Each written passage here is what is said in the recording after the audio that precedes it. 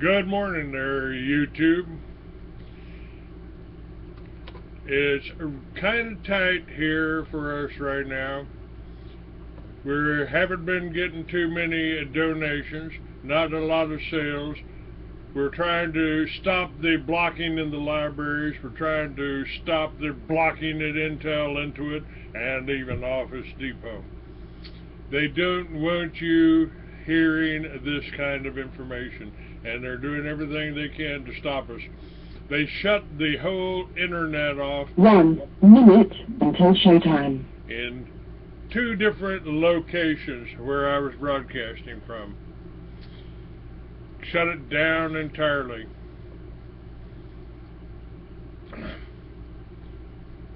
Make a donation. Go to freeamerican.com. Get the latest issues of the Free American. They're only $2.99. Get them as a PDF, then print them off yourself, and you can share them as a PDF or as a printed copy with all of your friends. You need to know what's happening. Pass this video around. Pass this show around. The time is getting real close here. Alright, let's see what we got.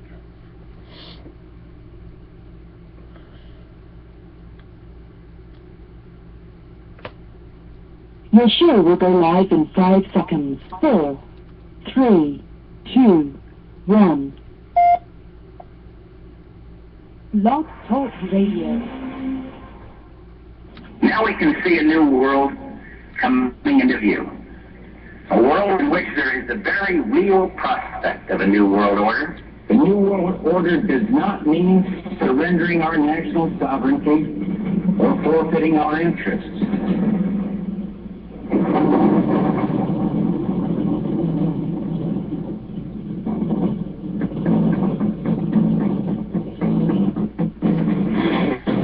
He took an oath to defend the Constitution of the United States of America. By some, he's been called controversial.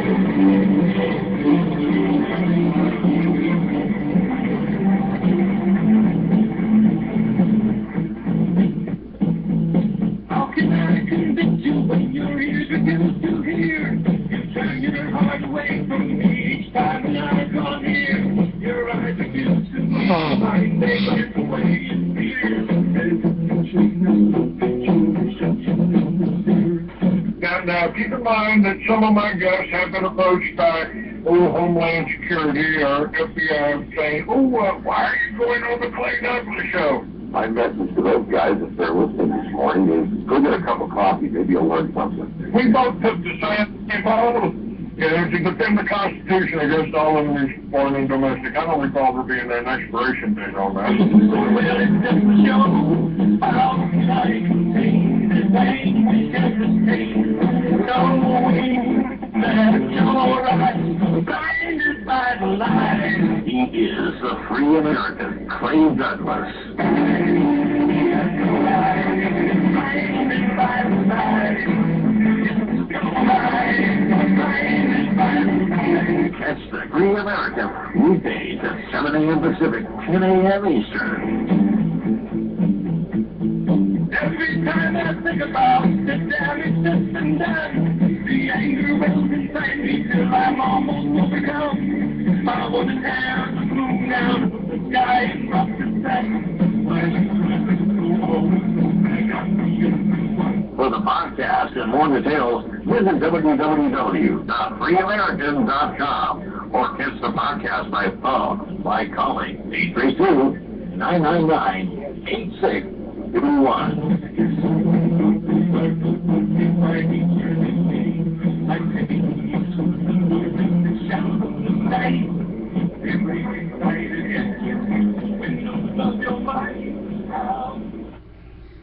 Good morning, ladies and gentlemen. Welcome to another edition of the Free American. I'm your host. I am Clay Douglas. And I don't have a guest today, so it's all my time here. And I want to tell you, I'm doing this show. Again, I don't have any backers. I am alone. And And it really doesn't bother me much. I've always been known as the loner. I've always run my own businesses. I don't work for anyone, and I don't follow anyone's orders. And I have a new website coming up. It's claydouglas.com. I'm going to share with you just one of the blogs that I'm putting up. And the people that are managing that site for me are breaking my blogs into 2 or 3 parts. I can be a little bit long-winded. The latest one that's going up, I'm going to share a little bit with that.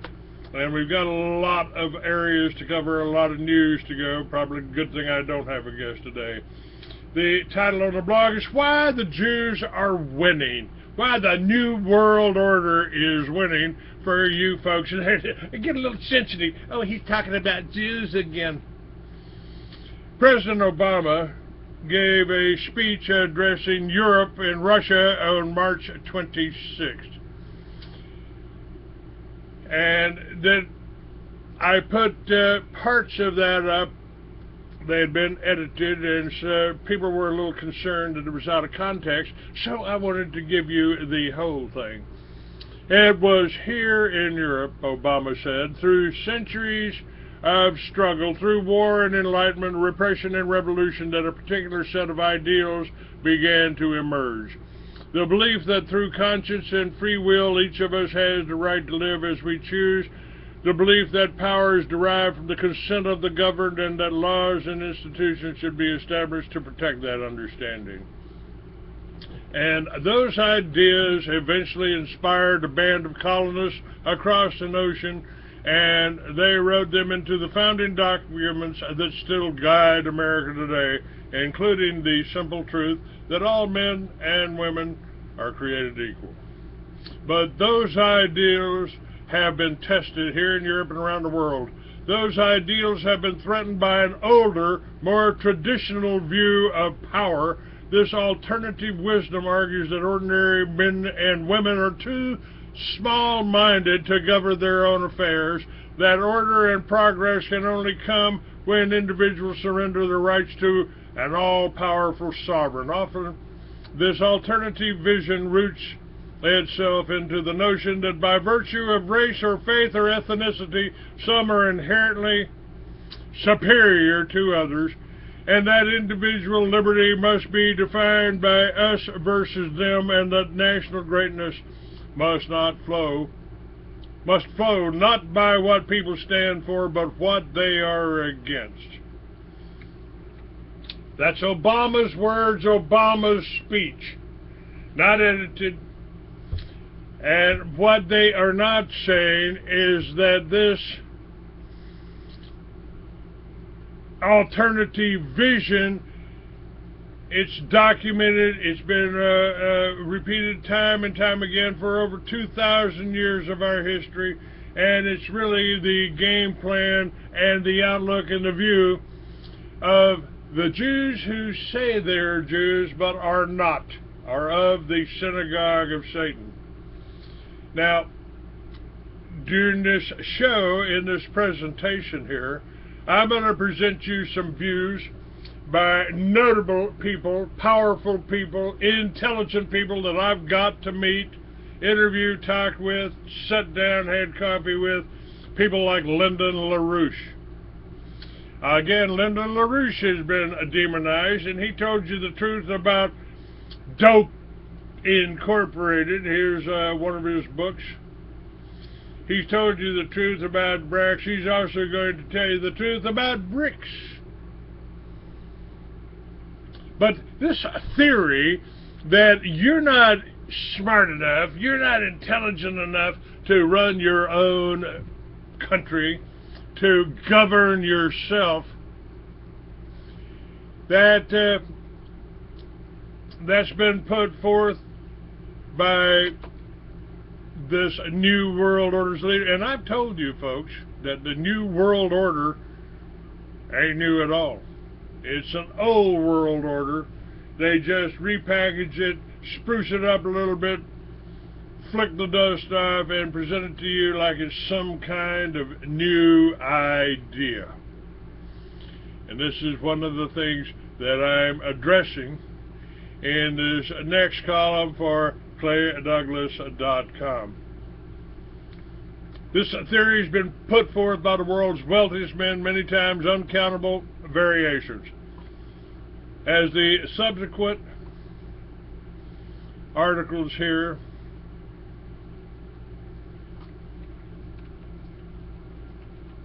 by different writers will show, this is the attitude and mindset of a multitude of Jews who believe they are the chosen race.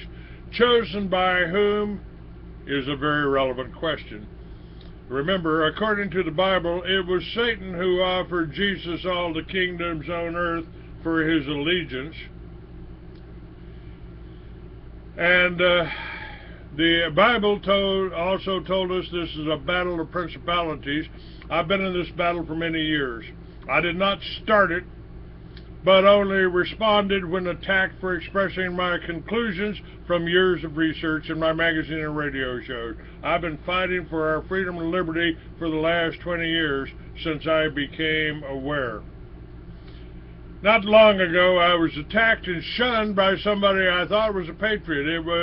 I enraged Dr. Rebecca Carley, an anti-vaccine advocate who blamed the Jews, with a casual comment. She'd been on my show many times. I said, I kind of admire the Jews. If us white boys had it so together, we would own the Federal Reserve, the Bank of England, and the International Monetary Fund. She's never been invited back on my show. By using their money, influence, lies, and superlative use of propaganda and terms like anti-Semite, anti-government, and racist, they have almost destroyed 20 years of hard work.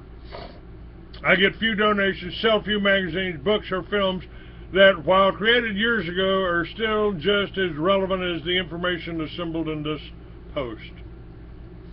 In just a few hours of research on the internet, I was able to find so much well-researched and well-written articles and news. I did not feel it necessary to try and put the same information in my own words. Their tactics are well known. They documented their plans very well in the Protocols of the Elders of Zion, but mention it, and you will be targeted from now on, and they will try to blame it on the Russian Tsar whom they murdered, and the surviving white Christians, most of whom they have slaughtered millions, buy into their lies and either turn on those of us who know the truth and treat us as if we are the enemy, or they just turn their backs on the few remaining warriors for truth and do not support us in any way. Now, here's a news article from Jerusalem.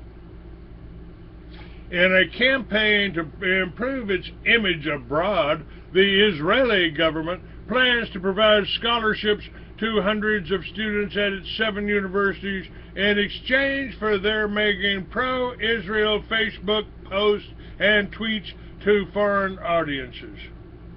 The students making the post will not reveal online that they are funded by the Israeli government, according to correspondence about the plan revealed in the Haaretz newspaper. Prime Minister Benjamin Netanyahu's office, which will oversee the program, confirmed its launch and wrote that its aim was to strengthen Israeli public diplomacy and make it fit the changes in the means of information consumption. Now, the Israelis, the Jews, the Rothschilds bought Reuters News. They own ABC, NBC, CBS. Every cameraman on stage at every Republican convention back in 1996, when Charles Collins got up to tell you we could take back the Federal Reserve, print our own money just like Kennedy did with Executive Order 11110, every cameraman on stage turned their cameras off and pointed them at the ground. The article continues that the government's hand is to be invisible to the foreign audiences.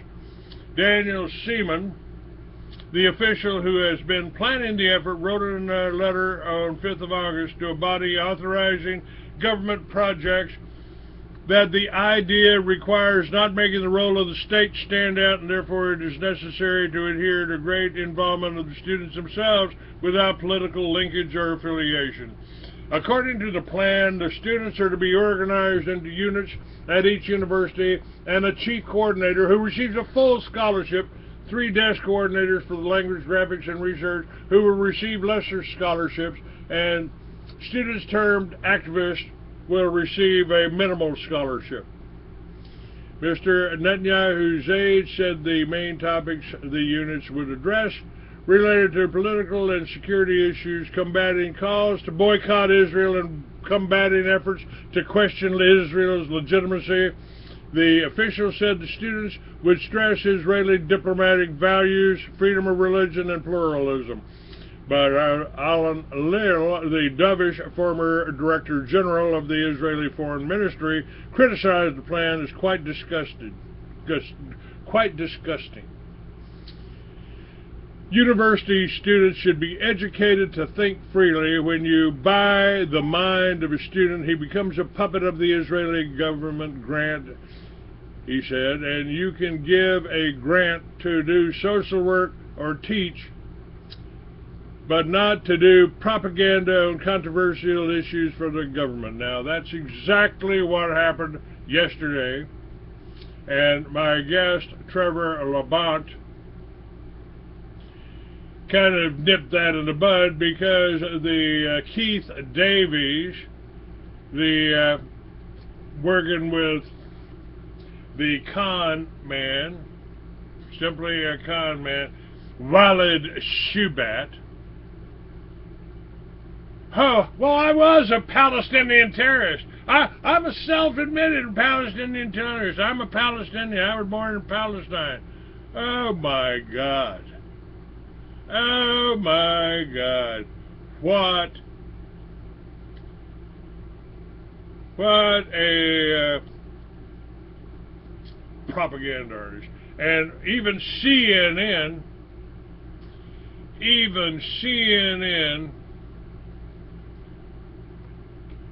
came up with the conclusion that he wasn't a terrorist, he hadn't been involved in anything, and he was just a con artist. Now, okay, got a few guests in the chat room. Let me just check that. Laid back show. Thank you. The show with Gordon on Wednesday was good. Was dynamite. He is always good. LW Adobe in my chat room says the Israeli activists are out there on YouTube viciously criticizing Howard Stern on his pro-Israel tirade and disinfo. Well, generally it's the Jews who are there are doing that, and I'm going to cover that in a few minutes. I'm going to cover all that in a few minutes, but first of all, there's some news that you need to know, especially if you're up in the Northwest. Yellowstone is heating up. It's melting. The Yellowstone National Park could be sitting on a time bomb. There is a super volcano underneath the national treasure that's more than twice the size of the park itself. The U.S. Geological Survey says the volcano last erupted 630,000 years ago. And visitors of Yellowstone National Park have been advised to keep off the roads. That's because the heat from a supervolcano beneath the Earth's surface is melting away the asphalt. Park officials have closed the 3-mile-long roadway known as Firehole Lake Drive and have asked visitors to park on the sides of the road. Park officials warned that stepping on the seemingly solid asphalt could create an illusion, and you could quickly find yourself stepping into hot water. Literally. Park officials say it's basically turning the gravel into oatmeal. This roadway is the main access to such geysers as Old Faithful, the Great Fountain, White Dome, and of course, Firehole Lake. Maintenance teams will now remove the melted asphalt from the roadway and apply sand and lime to absorb the rest. They hope to have that road open again by next week. Joining us now is Derek Pitts. He's the Chief Astronomer and Planetarium Programs Director at the Franklin Institute Science Museum in Philadelphia. Good morning, Derek. Good morning. So you're here to scare us. Absolutely. 2.5 times the size of what we thought. Yes. How significant is that? Well, it's really significant because the magma chamber below Yellowstone, it measures about 55 miles wide, 20 miles in length, and it's 60 miles below the surface. This chamber is absolutely packed full of magma, and an eruption from this could really cause widespread destruction all across that region. As if that was not scary enough, some of the experts now are saying they have no idea when this eruption could take place. Yeah, there are plenty of earthquakes that happen out there, as you said a little bit earlier, but those earthquakes are indicative of the activity that's going on below ground. Some of it may be caused by water intrusion and other things like that, but the fact of the matter is that there were 3 eruptions of this region before. There's definitely going to be another one in the future. Scientists just can't tell when. When you say future, though, the reality is this could be real, like 40,000 years future. Is that right? Yeah, it really could be. We have no idea, though, but there will always be adjusting earthquakes in that region, so that region will remain seismically active. It will also be volcanically active. There will be small volcanic eruptions in that region. It's just the big one that people really have to be concerned about. And if we can get the science a little bit more refined, we'll have a better idea of when we might have some ballpark idea of when to expect something might happen. Okay, so now you're starting to comfort me a little bit, because I was going to ask you here, I was going to say, are we going to get any warning, like maybe a century or so, that this thing's coming? The really cool thing about how science is working in seismology and volcanology these days is that scientists can really model the area well, because there are seismic detectors, 40 of them, all around the region, measuring in different ways, and essentially taking an X-ray, if you will, of the ground below, so that they can figure out what's going on better and have a better way to get a grip on how to say when something could possibly be coming. How are the earlier estimates so undervalued? I mean, how come scientists didn't realize how big that well was? Well, it's very difficult to have any idea of what's going on underground. I mean, we're looking at something that is 6 to 9 miles below the surface of the Earth. It's enormous. We never thought that the magma chamber could be that big, and so we didn't know what the parameters were around which we had to measure. But now that there are so many more sensors coming to the site to be used, you know, the advances in technology and model making and things like that help scientists to get a better picture, so we have a better idea, more accurate than in the past. You hinted at this before, but I mean, what would an eruption really mean? Well, this is so big that previous eruptions, the last eruption that happened 630,000 years ago, was measured to be about 2,000 times greater than the Mount St. Helens eruption. 2,000 times bigger. That's enormous. It's enough that the last eruption spread 10 feet of ash in regions 1,000 miles away. So that's a pretty big eruption. I mean, Yellowstone National Park is also located in a really seismically active region, isn't it? Well, you have to think that the whole region essentially is the basin of an ancient volcano, under which is this enormous sort of chamber of magma that's causing the region to heave up and down all the time. So it is going to be seismically active for a very long time to come. But 40,000 years, Derek, right? I'm okay. At least not tomorrow. Yeah, let us know when those predictions get more solid. Actually, it could be tomorrow, but we have things a little bit more to worry about, a little bit closer to home. And let's talk about that. I put this up on my Facebook, and we will be probably in the second hour. I'll be bringing Lyndon LaRouche up to talk about the British monarchy being satanic. I was privileged to meet Lyndon during the 1996 presidential tour. His book, Dope Incorporated, is right on about our war on drugs. And I told you, well, you know, they don't, first of all, somebody told me once that they don't have the power they want you to think they have, Clay. If they did, well, we'd still be under the Roman Empire, the British Empire. We may still be under the British Empire. And it was Britain that gave us Israel. They gave Palestine to the Jews. Now, again, you know, there's things I can't tell you. Does the government control the mafia, or does the mafia control the government? Does Israel run the United States? Did the Jews run the United States, or does the United States run Israel? Does Britain run both of us?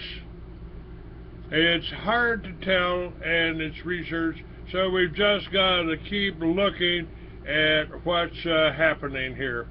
Now, in this latest issue of the Free American, I've talked about the UN trucks being in place. Well, a veteran may lose his home all because of an American flag in his flower pot.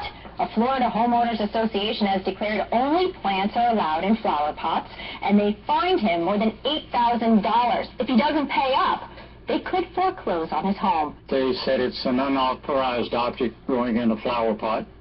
And you felt what about that? Well, I feel very strongly about the American flag. There's people that are still fighting wars and strapping on guns to protect me and the people I love. So currently you're being fined for having an American flag in a flower pot, $8,000 so much you owe, that if you do not pay this, because you want to have the American flag proudly displayed in your flower pot, what will happen to you? They will file a foreclosure lien to take my house. $8,000 for putting a flag in a flower pot. Welcome to the New World Order. Remember what I've always told you, that Ayn Rand warned you. The government has no control over honest citizens, and so they got to make criminals out of us, and this is what they're trying to do, and this is just a small part. There's more in this. Again, this video is up on my Facebook, Free American 69.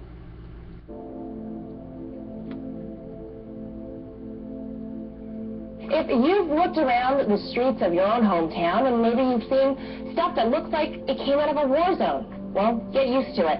A new report by the ACLU finds that police forces throughout the U.S. are arming their law enforcement agents with weapons and tactics of war. Now, in my video, True Face of FEMA, and I told you that this is in this last article to be going up, that the information I gave you is just as pertinent today, just as important today as it was 10 years ago. I filmed the first Homeland Security meeting right after FEMA was rolled into DHS, and Colonel John Brinkerhoff was telling us we're in for a war, we're in for a long war. The enemy's weak. The enemy doesn't have tanks and trains and or planes and helicopters. The enemy is weak, and this battle will be fought on American soil. He's talking about you. Oh, Colonel, are you talking about the national? Well, in any case, in case of a single outbreak of smallpox, and we could have outbreaks of infectious diseases anywhere in the United States, because these children from Central America, these illegal aliens, are being sent up here and forwarded to your town. Could come into your town, and they could have smallpox, they could have any number of diseases right up to Ebola, and they're being shipped away from the border. They're shipped to the border on trains supplied by the Mexican government. They're being put on planes, charter planes, and Border Patrol is warning about that, talking about that. Infectious diseases could be being spread all over America right now. And Colonel John Brinkerhoff in my film True Face of FEMA said, we'll need 400,000 well-armed, well-trained, organized, disciplined troops to control the American people, because some of them just won't follow orders. That's what you're seeing with your police force. Are you talking about the National Guard? No. National Guard's going to be in Iraq or Afghanistan or someplace else. Central America, we may send them to Central America, not to protect our border, but to protect theirs. This is Hegelian dialectic at its finest, and they are setting up, and they are militarizing the police force. This is what this lady's talking about right here. Listen. Weapons and equipment that's specifically designed for the war zone is flooding into local police, and so when they have it, they're going to want to use it. When police officers are looking like cops, looking like soldiers, acting like soldiers, they're going to start to see everyone around them as an enemy instead of people to protect and to serve. And so that sort of keeps the cycle going of violence. And what we've seen is that specifically through this 1033 program, which that's the Department of Defense program that transfers weapons and vehicles and all this equipment to police departments for free, this is reaching every state. All 50 states, 4 U.S. territories, almost $5 billion worth of equipment has been handed out since this program was enacted. We see that no one is really safe from this.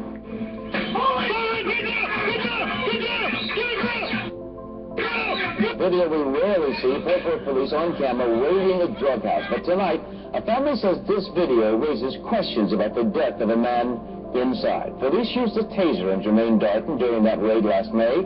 He died, records show, of natural causes, but his family says his civil rights were violated. Like a lot of drug raids, police bust in without a lot of notice. But for the man in the white tank top, things go from bad to worse quickly. Stop moving! Fort Worth officers suddenly deployed tasers, striking Jermaine Darton twice, moments after coming in. Here it is from another officer's camera angle. Even now when I watch it, I break down. Because I don't see where there was a reason for him to die. Darton's sister says the police video shows what their family suspected all along. The man who suffered from asthma was roughed up by officers for no justifiable reason. There also was a delay in getting paramedics to the scene. We don't have an active caller. A MedStar crew stationed only a mile away had to be requested 3 times. Police did find drugs at the scene and kids in the house. But Darton's family says despite that evidence, the camera footage itself is evidence there was no need for him to die. A newly released report from the ACLU claims police departments across the country, including here in New Mexico, are acting too much like the military.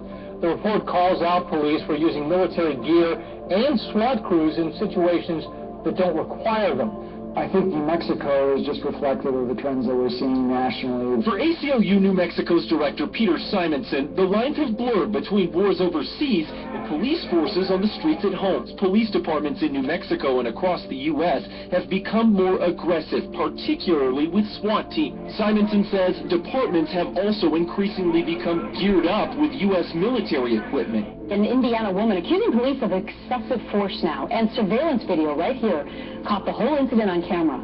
Tabitha Gentry says police forcibly stripped her after an arrest for a misdemeanor. So you can see they left her naked in a jail cell for hours. Gentry says the officers pepper sprayed her through the door when she yelled for clothes, and then they completely humiliated her, forcing her to walk through the jail naked. She was forced to the ground. Her clothes were forcibly pulled off her body by both male and female officers, and then she was left naked in this cell for 7 hours. I know that officers sometimes perform a cavity search, so they need to take off clothes, but it's your understanding that that was not necessary in this case, right?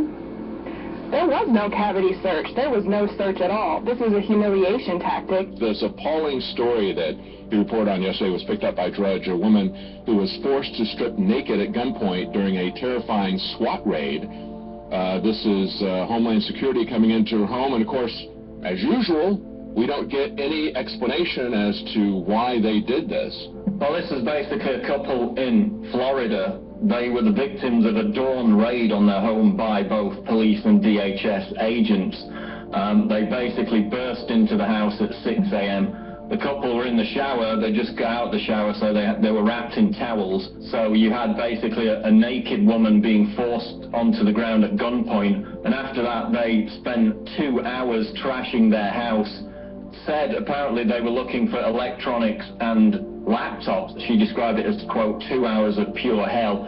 they trashed the house and left again. DHS itself is turning into this kind of national police force, this standing army that is increasingly becoming outside of the law. How about this idea? Taxed for the miles you drive? More than a dozen states are considering charging drivers based on just how many miles they drive. Our national correspondent Christine Frazal takes a look at what this means in the future for everyone. It's called a VMT tax, for vehicle miles traveled. Soon, thousands of volunteers in Oregon will have mileage meters installed in their cars. And at least 18 other states are considering the program. Instead of a toll, it would act like a user fee. The more you drive on the road, the more taxes you would pay. Dan Mitchell is an economist and senior fellow at the Cato Institute. He says the other major issue is privacy. A GPS monitor in your car could record not only how many miles you drive, but where you go and when. Mitchell warns it could be a slippery slope. But first, your privacy could be on the line as aerial drones with cameras become more popular. I'm Marnie Hughes. I'm David Rose. A Seattle woman found that out the hard way this weekend when she saw one hovering right outside her window, 26 floors up. It was 7:45 Sunday morning, and Lisa Price was fresh out of bed. She saw something strange hovering outside. It was actually quite large. I could tell, or it appeared that there was video cameras on it. So that's what kind of caused me alarm, because I wasn't particularly dressed for a camera. And I went back out and looked and went to grab my camera, and then it like swooped away super fast. Price was able to snap this picture of the drone. You're already getting a great amount of these out there, and the safety is going to start to become an issue, along with legalities of people looking at their neighbors, spying on things. To combat the problem of impaired driving on the 4th of July weekend, police are turning to a new tool to deter drivers from driving drunk. The latest law enforcement strategy is called no refusal. Now, what this means is if you're pulled over by police for impaired driving and refuse a breath test, police can take you down to the station and draw your blood, no questions asked. Eugene police officer Ryan Stone says if someone was pulled over under the suspicion of driving while intoxicated, one could refuse a breath test. They would face fines and a year-long suspension of their license. Under no refusal, Stone says police will be able to file for a search warrant through an on-call judge and draw blood at the station. But not everyone is comfortable with this new practice. And it's no secret Detroit was hit hard during the recession. Now, some of the poorest residents are facing yet another crisis. No water. So far, more than 3,000 people have had their water turned off. So they've decided to appeal to the United Nations. 4 groups submitted a request to the UN Special Rapporteur this week. It details the problem in Detroit and calls for the UN's help. They're urging the UN to work with the state of Michigan and the U.S. government to stop the shutoff and restore service and make water accessible and affordable. As federal agencies stand down to what can only be described as a total collapse of our borders, the United Nations is preparing for a massive civil breakdown right here in the U.S. Now, I have told you about this last month in the July issue of the Free American. I showed you, and I put it on the cover, UN tanks and UN armored vehicles being shipped around this country, and I told you they're going to use these children as an excuse. This is a humanitarian thing the UN is going to bring in. Now this story just hit. And they have accelerated their plan for global gun confiscation after the imminent collapse of our country, even going so far as posting job offers for commanders who will be trained to seize guns, and I quote, from the civilian population. Oh man, we've been warning you about this for a long time. We've shown you the official documents. I mean, this is what the UN does. They've done it worldwide, and I guess they think we are next. A posting on the United Nations Career Opportunities page announces a vacancy for the position of Disarmament, Demobilization, and Reintegration Officer under the UN's Department of Peacekeeping Operations in New York. So they plan to use the border collapse to bring down this country and usher in martial law.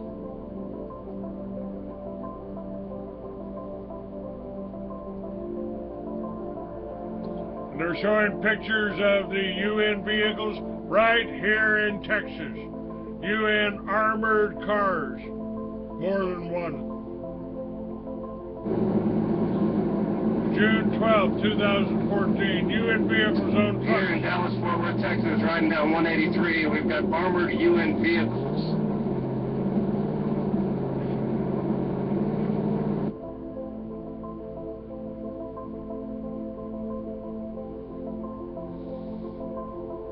Days ago.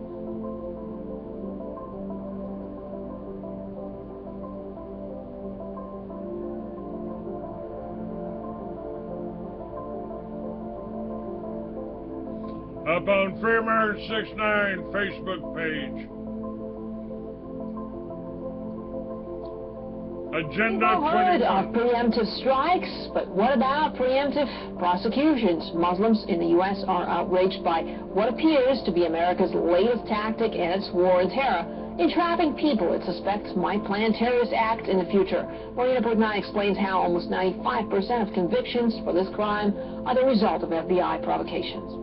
The FBI used an agent provocateur to recruit vulnerable individuals, luring them with cash and coercing them into carrying out a terrorist attack that was set up by the FBI. It seems like politicians know an awful lot about potential strikes here on U.S. soil, whether it's Lindsey Graham talking about how nukes could potentially go off in South Carolina. So you go from guys like Lindsey Graham talking about this to Obama, and he said that his biggest concern is that a nuke could go off in New York City. And it's not just nuke concerns. We have Senator Feinstein coming out and saying that there will be plots to kill Americans.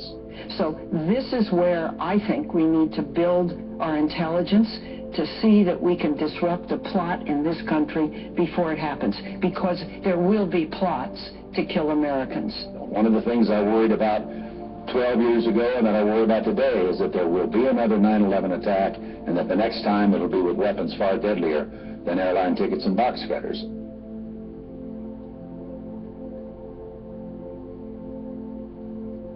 All right. All right. Now, let's go back. Is this good news or is this bad news? Half of humanity launches a new world economic order. July 22nd.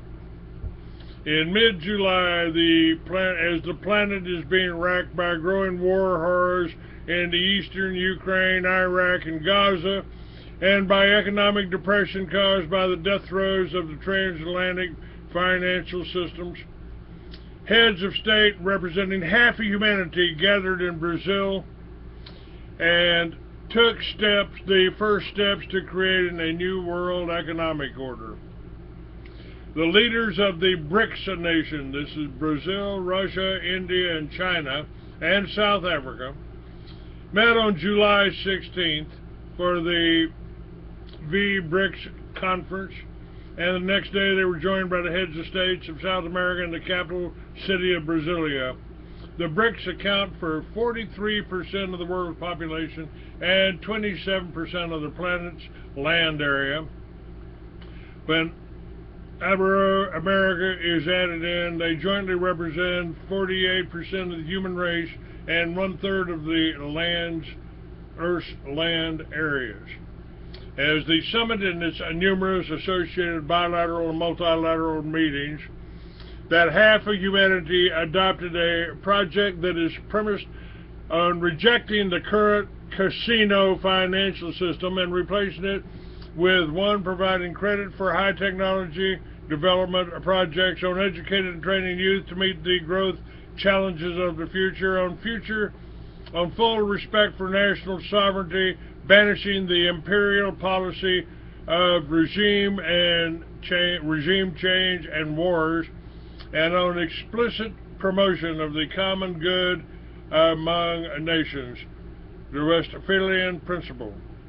History tells us that the law of the jungle isn't the way of human existence, says Chinese President Xi Jinping stated on July 16th, every nation should obey the principles of equality, mutual trust, learning from each other, cooperating, and seeking joint benefits for the construction of a harmonious world, sustained peace, and joint prosperity. The British Queen was not pleased by those developments, seeing in them an existential threat to the empire. Lyndon LaRouche was pleased for the same reasons.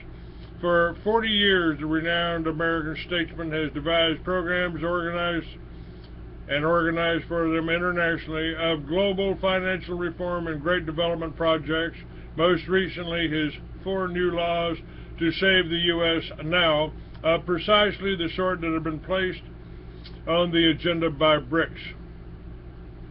The BRICS and allies are building a world system based on real value, not phony paper value, LaRouche stated on July 18th. They are deciding what real value is, and they are imposing it, which is the cost of the productive powers of labor in a changing situation. The underlying problem that we have to deal with today, LaRouche elaborated, is the asymmetry of value in the world, which is coming from 2 distinct systems that are operating with different logic and different metrics. They are totally incompatible. The first system is the transatlantic system. These bastards, LaRouche stated, who hold pieces of paper they say are worth quadrillions, and they're prepared to kill for that, as the case of Argentina's battle against the vulture funds shows, has done pro-vulture ruling of the Aristotelian idiot, otherwise known as Justice Antonio Scalia of the U.S. Supreme Court. While these people are holding this paper, LaRouche added, is absolutely worthless. It's like taking rags out of a bucket and trying to sell them, or even worse. It's just the promise of future delivery of derivatives on these rags that they're saying actually has value. This is the dead hand of the past trying to stop humanity from creating any future for itself. On the other side, we have an emerging system incompatible with the first, which is building a market based on real value. And real value, LaRouche elaborated, comes from and is measured by the development of productive powers of labor, that is through the introduction of scientifically created new technologies, implementing productive processes which increase the energy flux density through the physical economy in such fashion as to immensely increase the productive powers of labor. That a new system will create a process whereby the increase in energy flux density will itself increase in an accelerating rate. This role of technological progress and scientific advance, LaRouche specified, is what the human species uniquely does. Such creativity is actually the source of value in an economy, and the way in which our action to create the future defines present value. It is the central concept of the American system of political economy on which the United States was founded. The decisive question today, strategic question today, LaRouche concluded, is whether the United States will join that emerging new world economic order or will remain joined at the hip to the British Empire as it is under the impeachable President Barack Obama, and bring destruction down upon itself and the rest of the world. The same issue faces Europe. The BRICS summit issued a 72-point declaration which announced the formation of a new development bank, initially capitalized at $50 billion, to fund infrastructure projects in BRICS and other countries, as well as a contingent reserve arrangement with $100 billion to help nations deal with capital flight and other forms of financial warfare.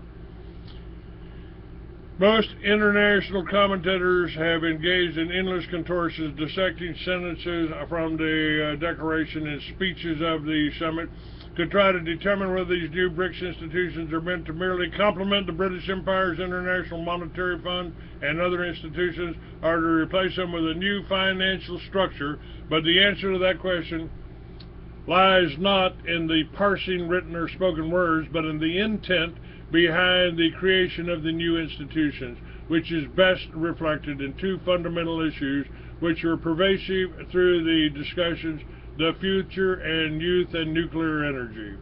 Indian Prime Minister Narendra Modi was the most eloquent on the first of these, emphasizing to the plenary session of the summit the uniqueness of BRICS as an international institution. For the first time, it brings together a group of nations on the parameter of future potential rather than existing prosperity and shared identities. The very idea of BRICS is thus forward-looking. He urged the BRICS to now go beyond summit-centric, proposing that the youth of the BRICS nations should take a lead in expanding people-to-people contact between their nations. He suggested establishing a BRICS Young Scientist Forum, setting up the BRICS language schools to offer language training in each of our languages, and exploring the creation of a BRICS university. Modi concluded, "Excellencies, we have an opportunity to define the future not just of our country, but the world at large. I take this as a great responsibility."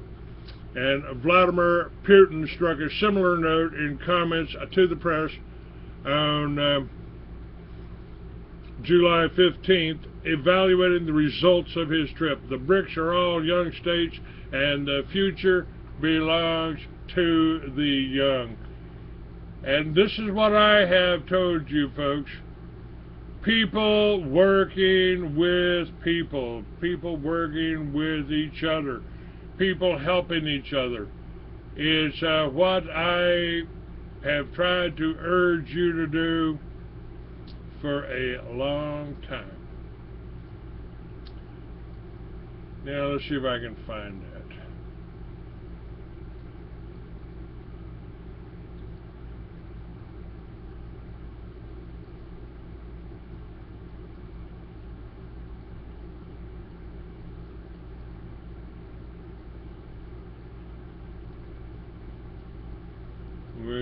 Where is this?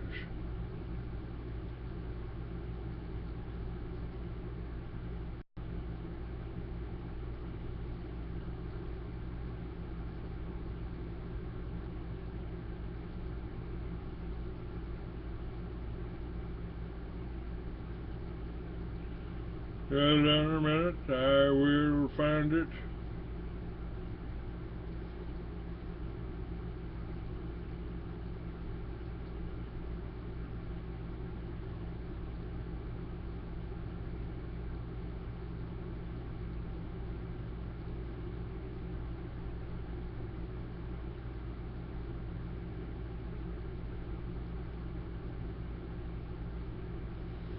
Alright, where do we get it?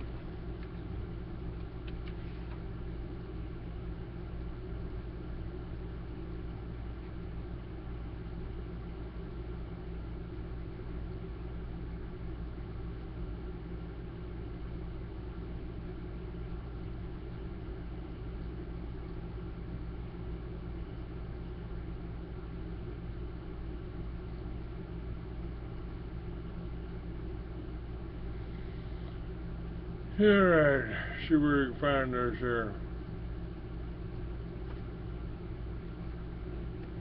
I thought I had it, but somehow I misplaced it.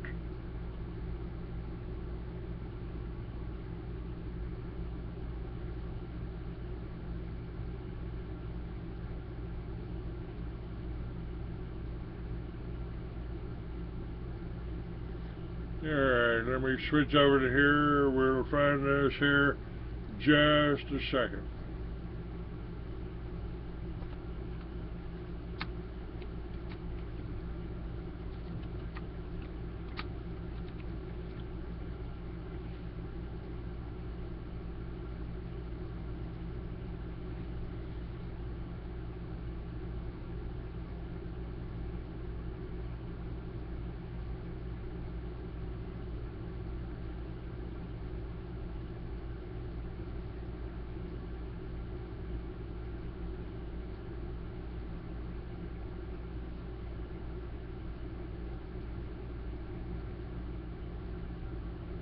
the mainstream media is demonizing Putin.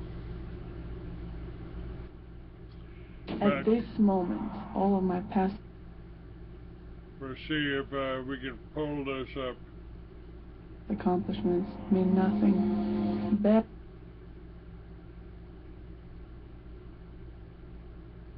You're watching RT International live from Moscow, and we can now take you live to the Moscow region where President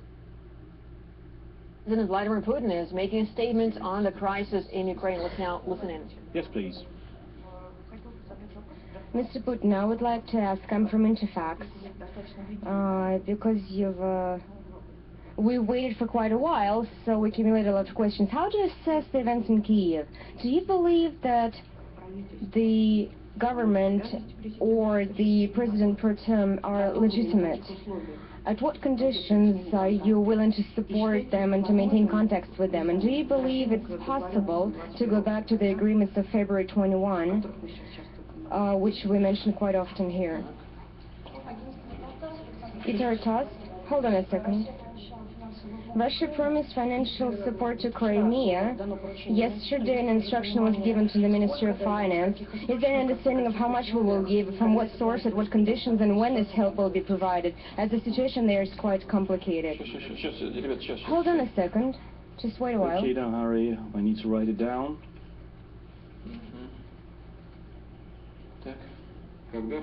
When and under what conditions, I'm from Interfax, and in what amount, at what numbers will the military force used in Ukraine, and how does it match the international agreements with Russia? And the military exercises that just took place, are they in any way related to the possible use of military force? I would like to ask about Crimea. In your opinion, are they still provoking? Are there still any threats for the Russian citizens in the Crimea and Russian-speaking citizens? And is it developing towards the better, towards the worse? Because we've been hearing different opinions. Reuters, if you make a decision to bring in the forces, did you calculate the possible threats for yourself and for the country, such as economic sanctions and the global security and possible visa bans, or a wider isolation of Russia, which the Western politicians have been expressing, have been voicing? Please do not hurry. Do not rush it. All right. Darius Stanislavitz, Prime Agency, on the verge. All right, that's not what I was looking for. This is a press conference. We're also getting information here from Paul Craig Roberts that the Ukrainian government resigned the Prime Minister Syndyk, or Yat is affectionately called by Victoria Nuland, who put Yat into office, resigned along with the entire cabinet. The parliament refused to vote the harsh conditions demanded by the IMF. Not sure what this means. Perhaps it's just a tactic to force the parliament to do as the IMF says. Or perhaps Yat, Washington stooge, has realized that the IMF or no IMF, Ukraine's economy is imploding and wants to get out of the blame.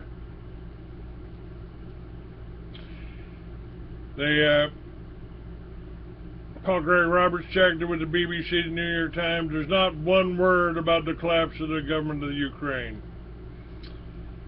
He says, I did notice that the BBC, now an reliable element of Washington's Ministry of Propaganda, reported as if it were true. State Department spokesman Marie Harf's claim that the Russian military is shelling Ukrainian forces. When have tried this out today in a room full of journalists, they laughed her out of the room. Evidence, they demanded. Why? Harf was asked, do you think something is made true by you saying it? But as usual, the real news is missing from the Western press, but fake news is reported.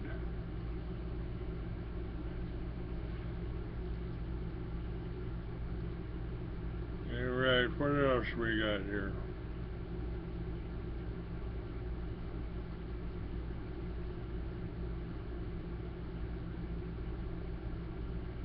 About Executive Order 13662, Obama bans AK-47s.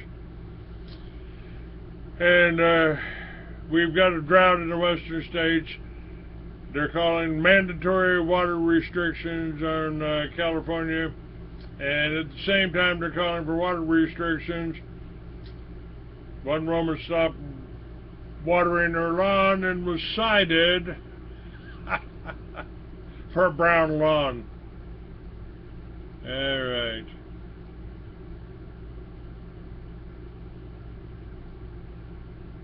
And more laws are being passed that target the homeless.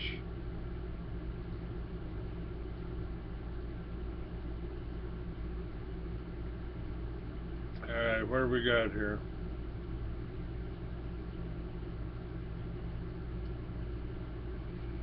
I know I put these up here.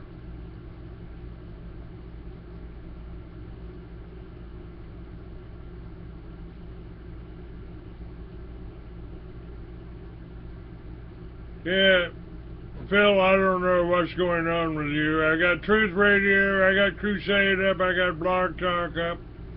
Now, I don't know, I should be getting a Truth Radio thing here. Let me try them again.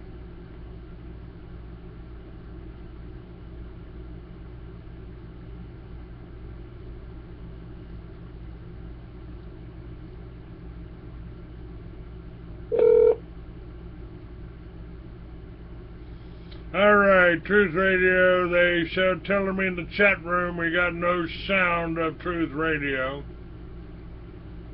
It's, I don't know what's going on.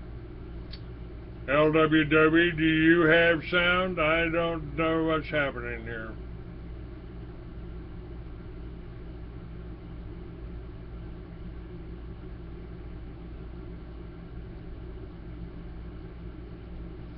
Okay, good sound on Blog Talk. I don't know what's happening with you, Phil.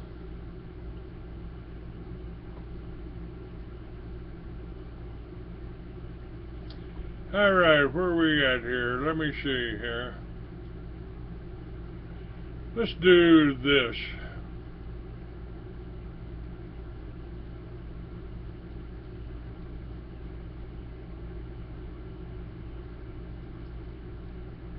Maybe I should share this with you first. Do a little bit more of my site here. The Jewish religion is a perfect cover for conspiracy. When the Jews invade a country, they normally make themselves as inconspicuous by infiltrating a few at a time, planting a few of their number in every city, town, or even village where there's money to be made by exploiting the stupid natives. If these scattered groups of invaders maintain a close liaison with other members of their race, on the basis of any common interest except religion, they would soon be identified as an alien and enemy conspiracy, but by claiming that they worship some god, they persuade the citizens to think of them as merely harmless votaries and overlook the real solidarity of the invaders. The religion is the perfect means, and this is most important, the perfect means of making certain that the Jews will be persecuted. It must be realized that the Jews' success depends on their cunning of having themselves persecuted. Saul Alinsky, a communist Jewish subversive, and keep in mind communism is a satanic cult. Saul Alinsky is running Obama. He's running Hillary Clinton. By perpetually whining that they are a poor, helpless, persecuted minority, they effectively disguise their real power and their success in wrapping their tentacles about their victims, and by exciting the pity of soft-hearted and soft-headed goyim You getting this, Sharon? They can use these goyim as weapons against the others. This is what they've been trying to do to me for 20 years, folks. And if you don't want to make a donation because you think I'm anti-Semitic or you think I'm a racist, then it's obviously worked on you. And they got a name for you. They call you useful idiots.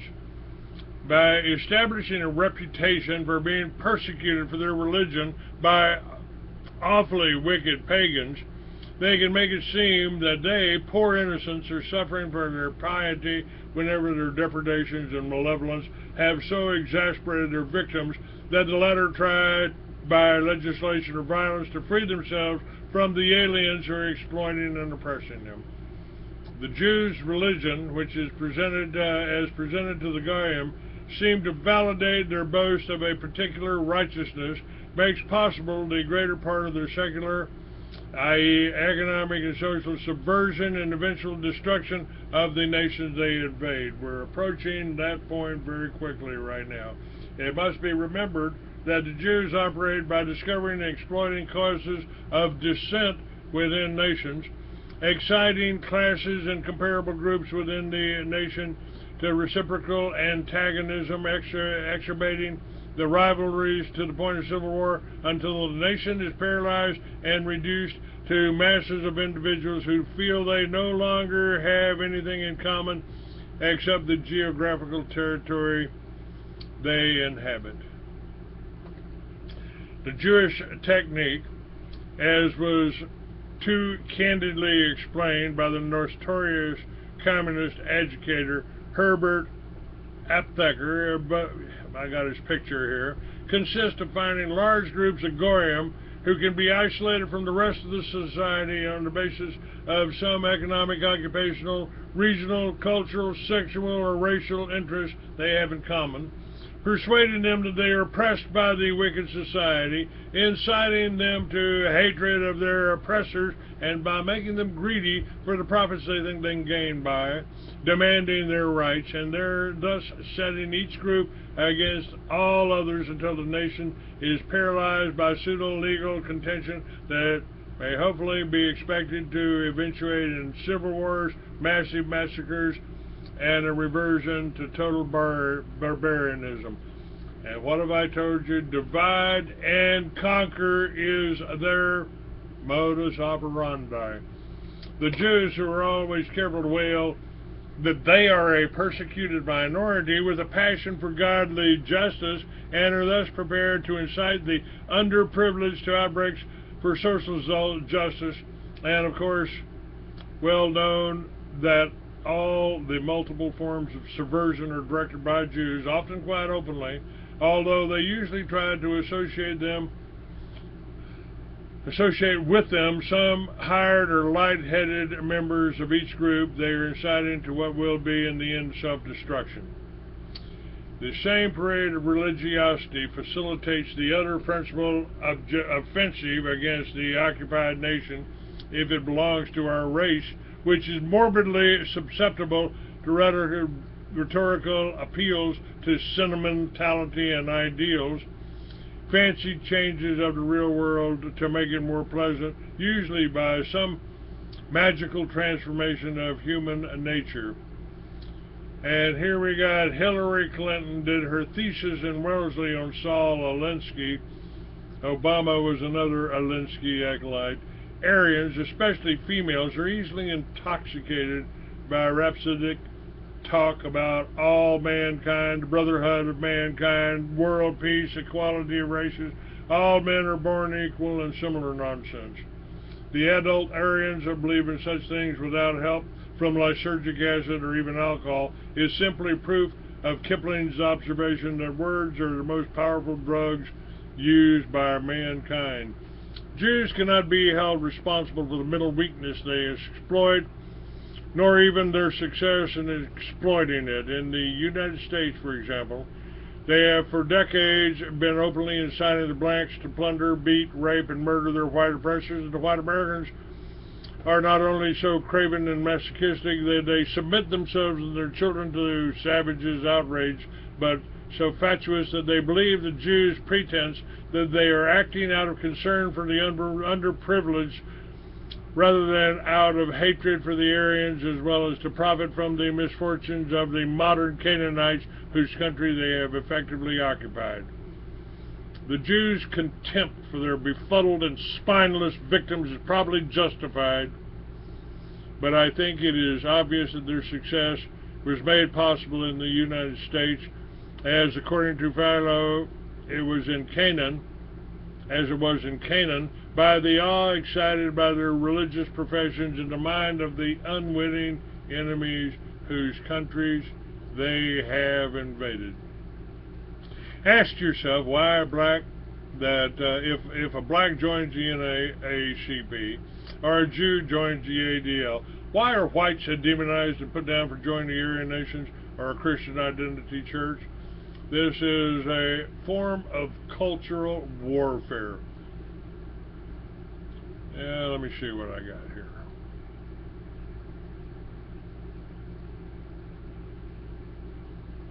Lyndon, step up to the plate. Good evening. My name is Matthew Ogden, and thank you for joining us tonight with our May 23rd, 2014 live webcast from LaRouchePAC.com. We're featuring Mr. Lyndon LaRouche tonight, who is here in the studio with me, and I'm also joined by Creighton Cody Jones from the LaRouchePAC Science team, and we have a series of questions for Mr. LaRouche. Now, we're going to begin with a question that has come in from an institutional contact, and it's a subject which is, I know, very close to Lynn's heart. So I'm going to begin by reading this. It reads as follows. Mr. LaRouche, the recent landslide victory of Modi and the BJP in the Indian elections is quite significant. Even though Mr. Modi has been barred from coming to the United States in the past, President Obama immediately invited him to visit the White House. The U.S. Navy is moving to deepen collaboration with the Indian Navy. These actions do not necessarily define a positive if you need a vehicle for your approach to India by any means. You have visited India many times. You had a close relationship with Mrs. Indira Gandhi and with other Indian leaders, including many leading Indian national security figures. What type of U.S.-India relationship would you promote? Well, that's easy for me, because when Mrs. Gandhi, Indira Gandhi, was assassinated by the British, and that's what happened, her assassination destroyed the continuity of the original successful Indian Revolution of independence. Her father had been very significant, but she was most significant. My first knowledge of her was when she had been a younger woman, actually almost a girl, and she had been entertained by great people in Europe. She had been studying in Switzerland, and the great leader of France of her time was one who appreciated this woman is, appraising her just because of her ability. But that's another one of my old friends who's dead, long since.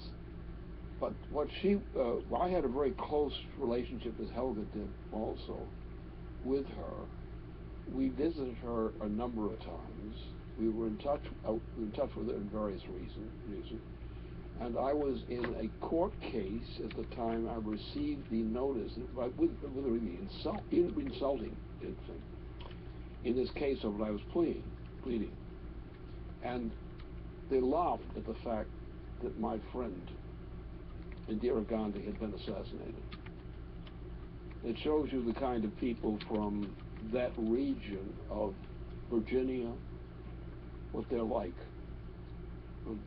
especially the legal department. So And what I know is, though I have many friends in India, and some still surviving today, but the ones that I know the best are from my own time, and they go in the period before the parts of the war and afterward.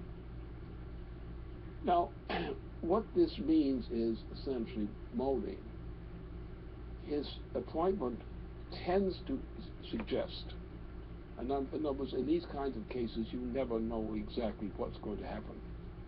But the opinion of those I know and what I get from the process suggests that Modi is a man who is actually dedicated to close in on what had been the broken connection from Indira Gandhi.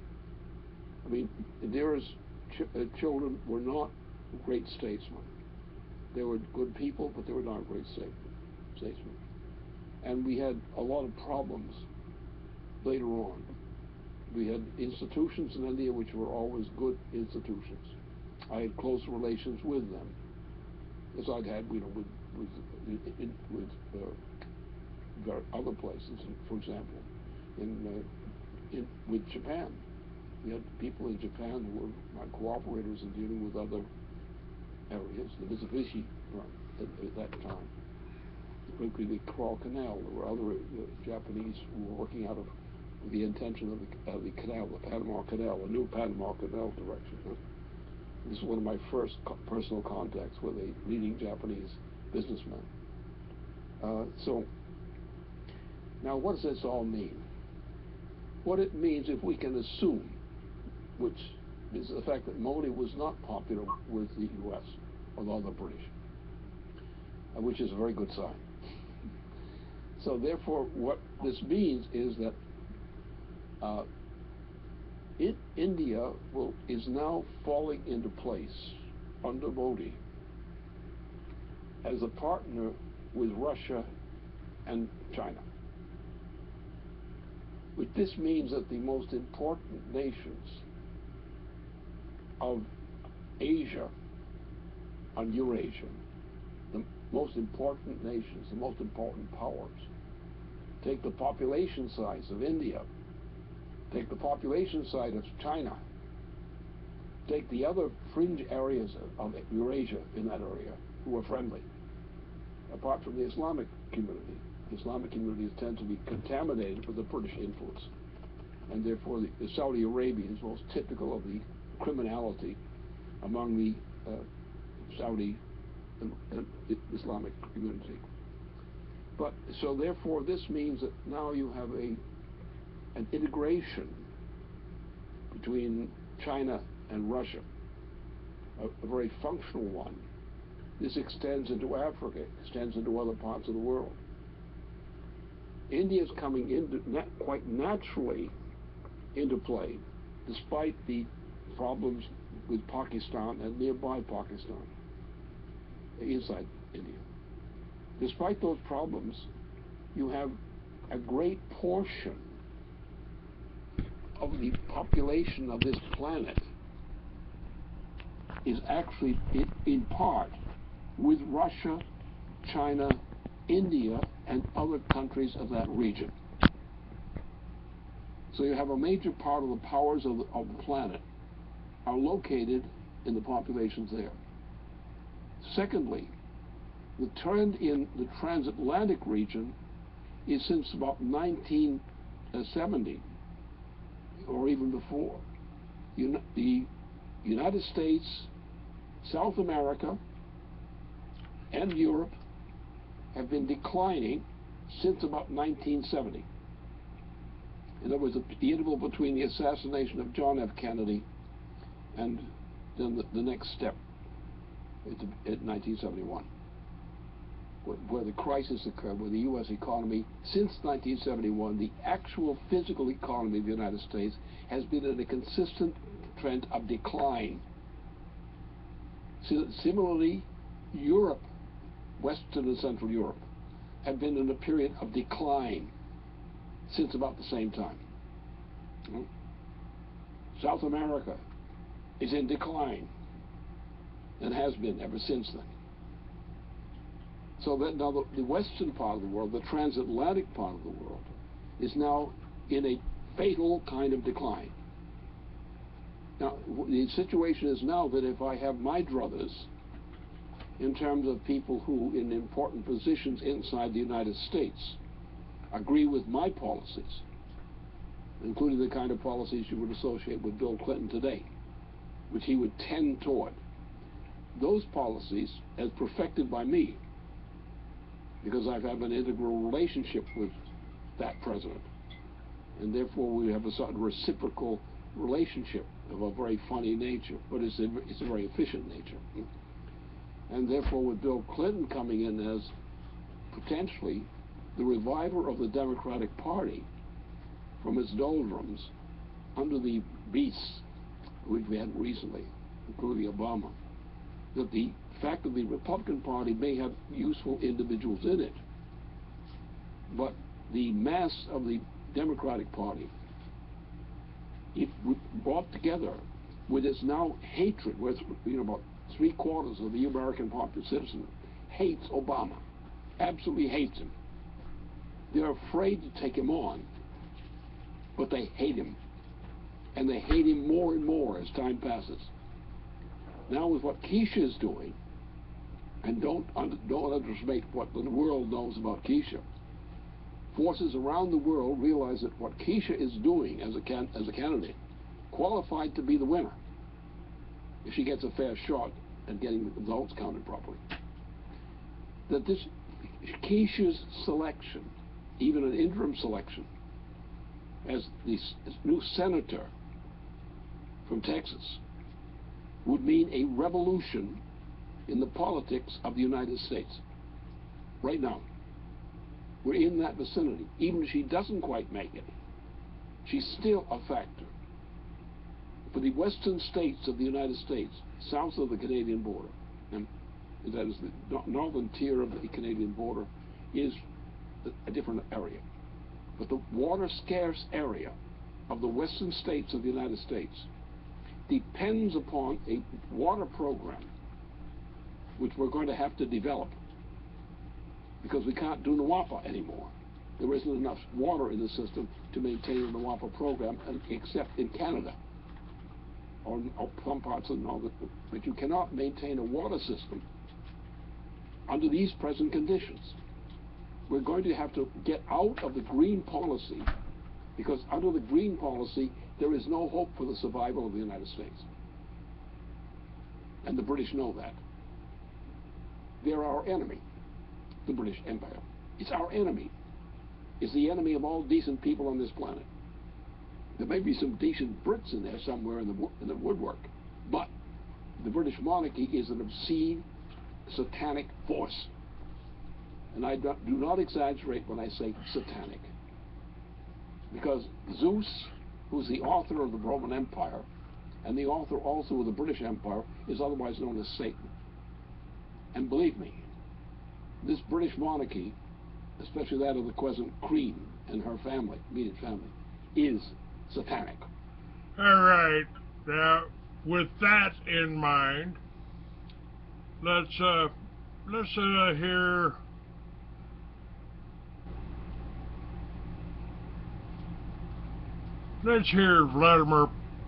hear from Vladimir Putin.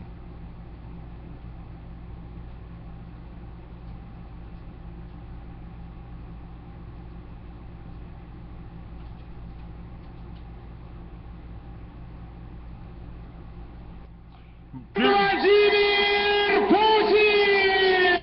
Vladimir Putin tells America, keep your guns. He will fight the New World Order.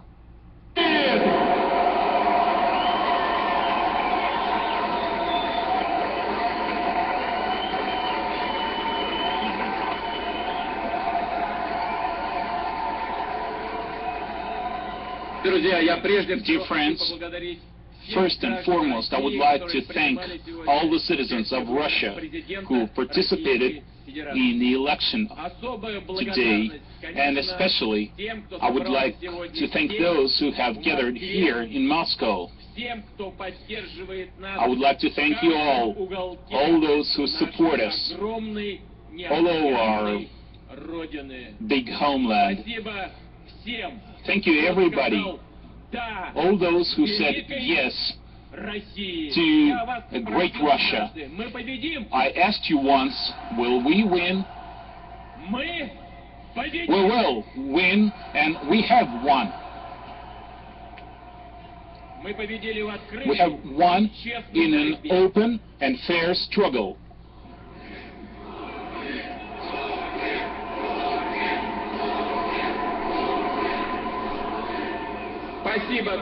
Thank you. Thank you. We have won in an open and fair struggle. But this was more than just a presidential election. This was a very important test for us all, for all of our people. This was a test whether we are politically mature and independent enough. And we have demonstrated that nobody can impose anything on us. Nobody can impose anything. We have demonstrated that our people are capable to tell one thing from another, a genuine desire to achieve modernity from political provocations that pursue only one goal: to destroy Russia as a nation and usurp power. But today, the people of Russia have demonstrated that such options, such scenarios will not achieve success in our country. Today we have won. We have vast support of the vast majority of our voters. We have achieved a clear victory. We will work honestly and hard, and we will achieve success. We encourage you all to unite around the interests of our nation and our homeland. I have promised you that we will win, and we have won. Glory to Russia. All right.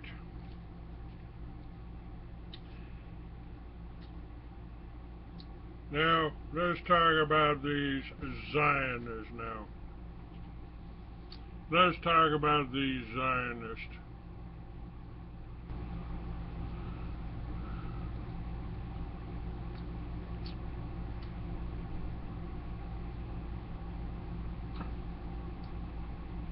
This is an excerpt from somebody by the name of Brian Smith. I would hate to see the white race destroyed. Its destruction is mainly because of the Jews. Once again, let me explain. The Jews created, with the help of white traitors like Sharon Darrington, all the legislation to allow unlimited third world immigration to enter and destroy the country.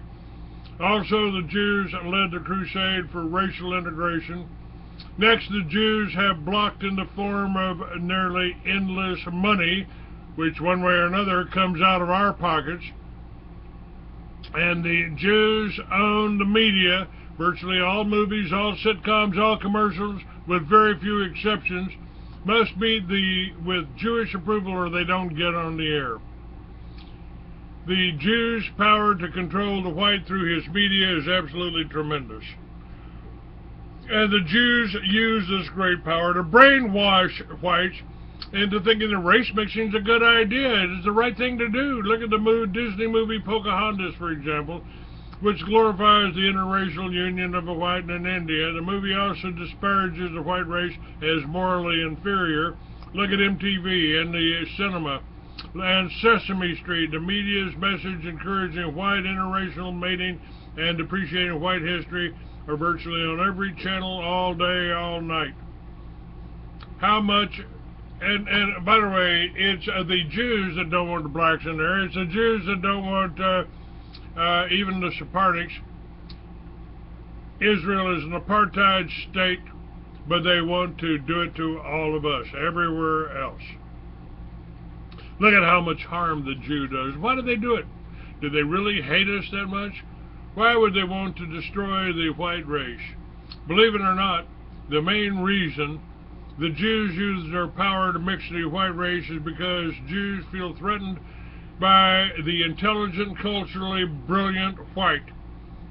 Also, the Jew has grudges against the white race from past history. The Jew also believes he is destined to own or rule the world as a master race. Just read the Old Testament for yourself. It talks, for example, of how the Jews will someday own the entire world and all the gold of the Gentiles. It talks about slaughtering Gentiles, too. Mom and even little boys and girls in the cradle. Read it. Then observe and recall Jewish behavior which you have experienced firsthand. But you shouldn't end your investigations there. If you don't believe the Jews, mainly the organized Jews, but also a large number of laypersons in the Jewish industry, want to genocide the white race, erasing our genotype from the face of the earth, then you really haven't been paying close attention. I believe in fact, I know to be reality the truth of the Jewish plot to eliminate our people from the world. All of these wars, that's where it comes from.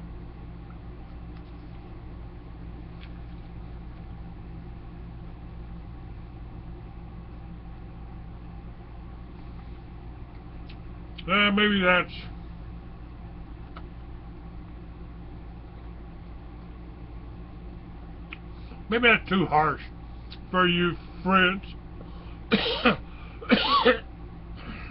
Hold on.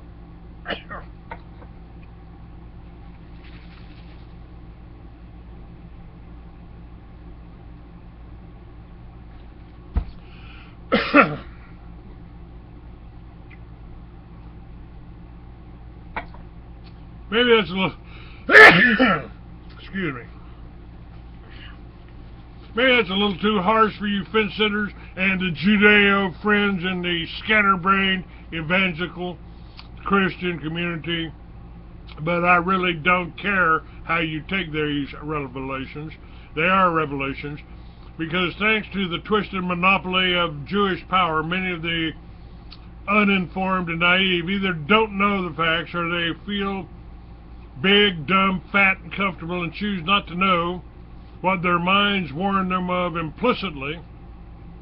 Having already cobbled together a fairly accurate mental framework from real-life personal events, as well as the sick alliances and causes that they plainly notice are controlled by ethnocentric Jews, most of them brimming over with hatred and racism, but that these whites are too discombobulated over to even consider. Their frontal lobe has been purged of these thoughts, even possibilities, by propaganda efforts, the JewTube idiot box of television, and the leftist professors who have scraped dissent from impressionable minds and reprogrammed those brains with white-hating, race-betraying lies.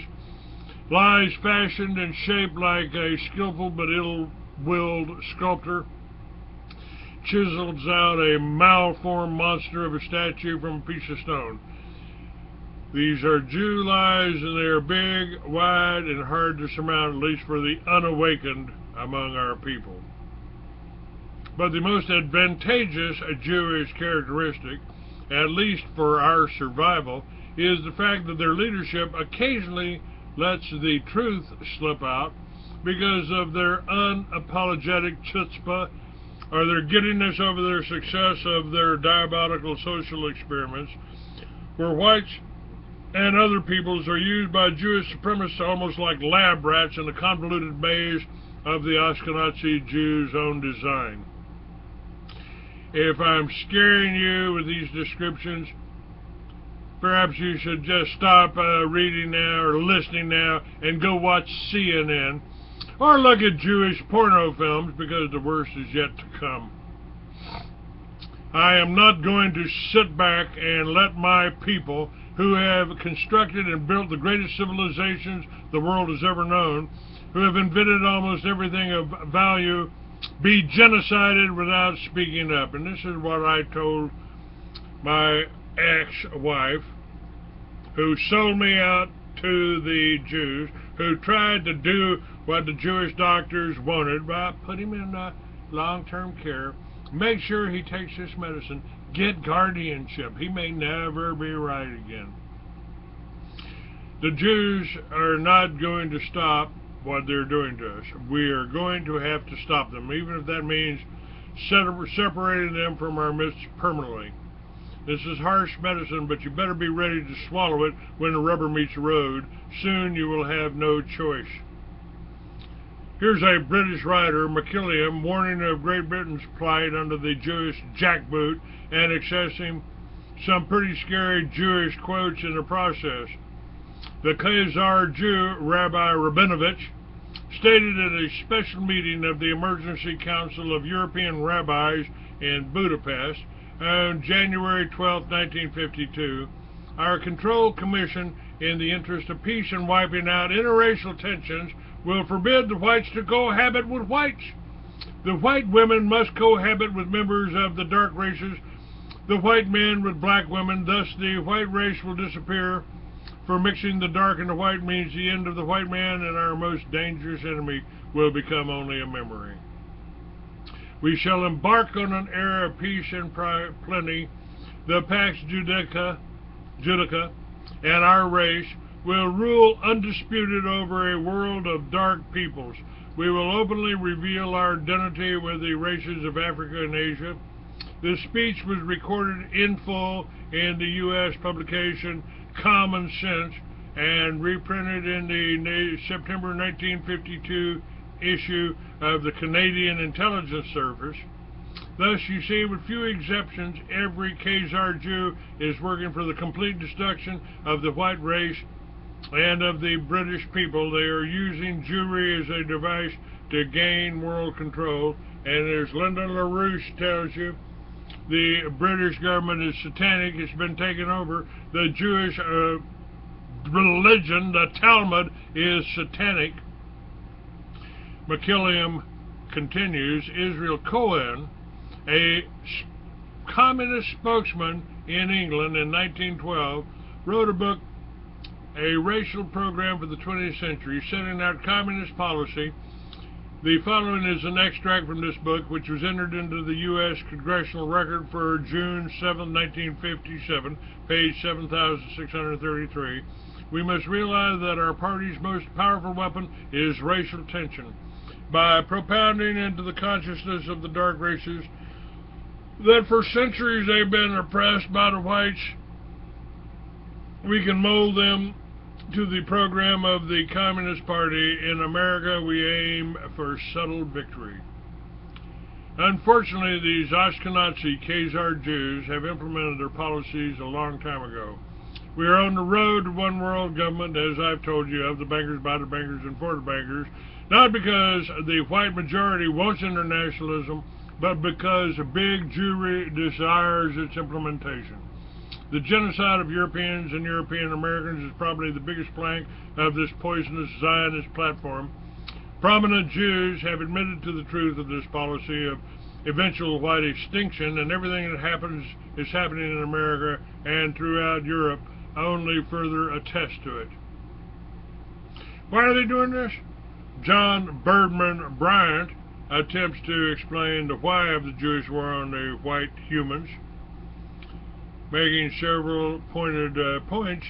The Talmud, the central book of the Jewish religion, veritably bristles with hatred for Gentiles, and while the majority of Jews are not religion, there is little doubt that this hatred, nurtured by centuries of persecution and refreshed with memories of Nazism, is a significant part of the Jewish psyche.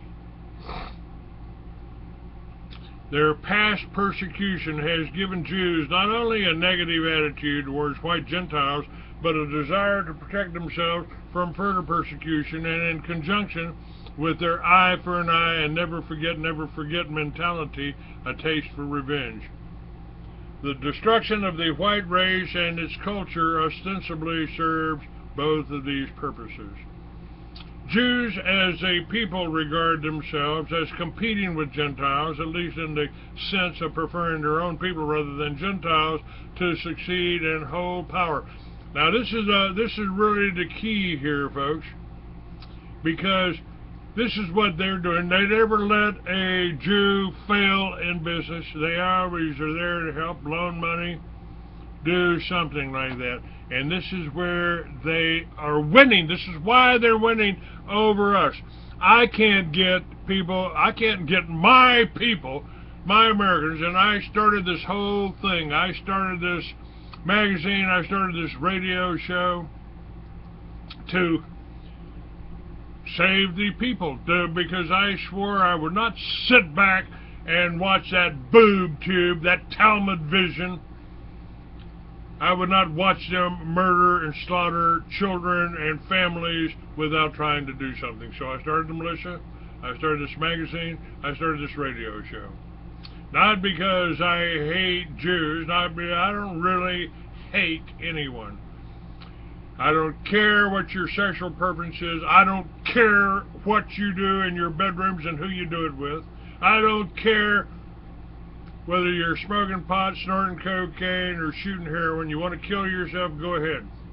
I'd rather bury you than house you in a prison system for the next 10 years.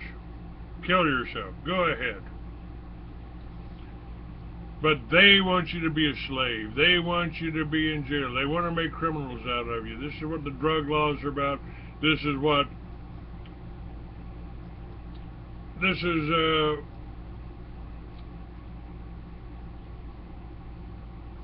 what Lyndon LaRouche told you years ago. Years ago.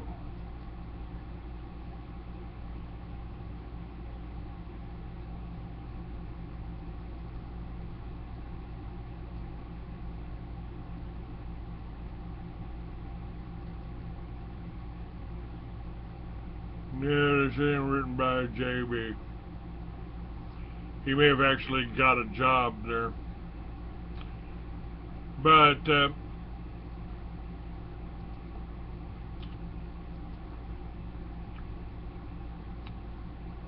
if you were supporting me, I mean, I am a warrior, I'm a fighter, I'm a biker. I mean, I don't pick a fight with nobody, but I'll finish one every time. I've never thrown the first punch in a fight, and I haven't had a fight I've ever lost. I don't start it, but I'll finish it. You get the first swing. They took a swing at me when I stood up against the murder of 17 little children and their families, the destruction and the murder of a church in Waco. And for a while, I had 4,000 subscribers to the magazine. I sold 5,000 magazines in the books and stores, and you supported me. Now you're not. Why? Why? I haven't changed. Nothing. And I'm still telling you the truth, and I'm still bringing you the most intelligent people in the world. I need a little bit of backing here. I need a little bit of help. You'll donate to a politician. You'll donate to Rand Paul. You'll donate to Obama. You'll donate to Songbird McCain, who is a traitor to the United States and every veteran out there. Oh my God! And you want to support Hillary Clinton, a bull dyke that covered for president? I think she was probably the one that brought Janet Reno in, another dyke, to come in and destroy those people and murder those children.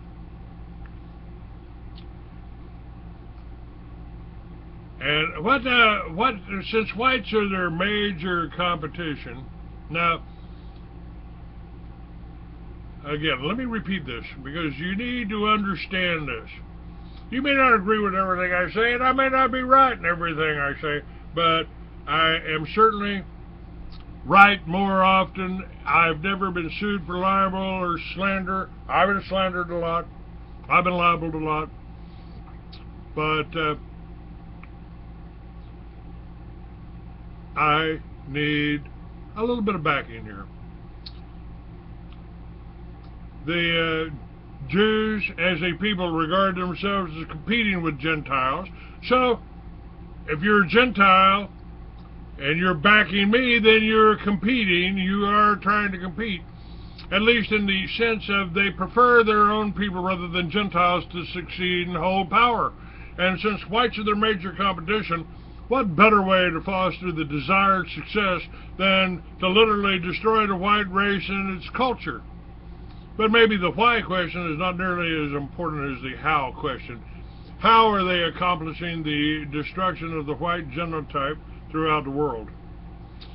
One is unfettered and uncontrolled third world immigration. It takes us right to today, what is happening today.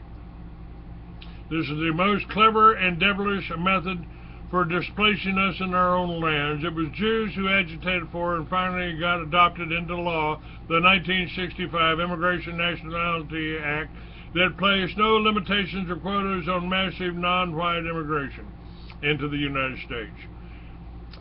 S.M. Nuringer informs us that in order to sway immigration in a liberal direction, the Jewish spokespersons or organizations demonstrated a degree of energy unsurpassed by any other interested pressure group. Immigration had constituted a prime object